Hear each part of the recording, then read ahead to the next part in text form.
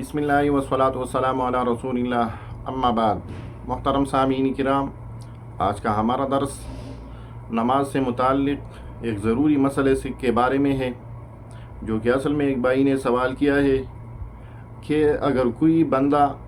بھول کر یا غلطی کی وجہ سے پہلی رکعت میں سورۃ الناس قل اعوذ برب الناس پڑھ لے تو دوسری رکعت میں وہ کیا پڑھے گا؟ یاد رکھیے، نماز میں قرآن کریم کی سورتوں کو ترتیب سے پڑھنا مستحب ہے، لیکن ترتیب سے پڑھنا نہ واجب ہے اور نہ فرض ہے۔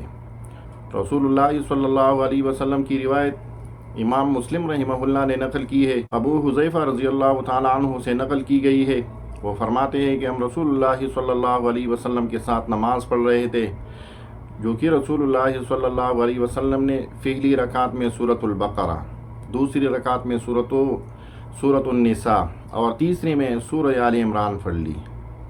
اس سے معلوم ہوتا ہے کہ قرآن کریم کی سورتوں کو نماز میں ترتیب سے پڑھنا واجب فرض نہیں ہے، بلکہ ایک مستحب عمل ہے، اور ظاہری بات ہے کہ رسول اللہ صلی اللہ علیہ وسلم بھی یہ ایک نفل نماز پڑھ رہے تھے۔ اس لیے جو بھائی نماز کی پہلی رکعت میں سورۃ الناس پڑھ لے تو اس کے پاس دو صورتیں ہیں۔ ایک صورت تو یہ ہے کہ پہلے اسی حالت میں احتیاط سے کام لینا چاہیے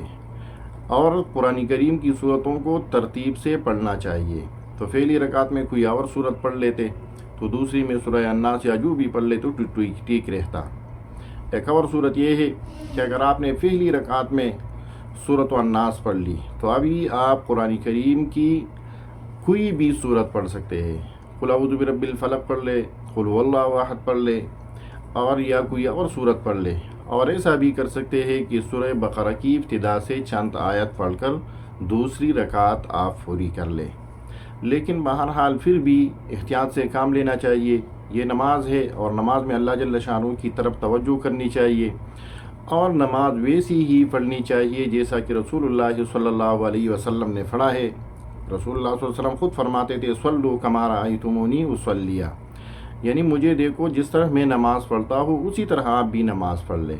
لہذا پہلی بات تو یہ ہے کہ آپ ترتیب سے صورتوں کو پڑھ لیا کریں، لیکن پھر بھی اگر ایسا ہوا تو دوسری رکعت میں آپ کوئی بھی صورت پڑھ سکتے ہیں۔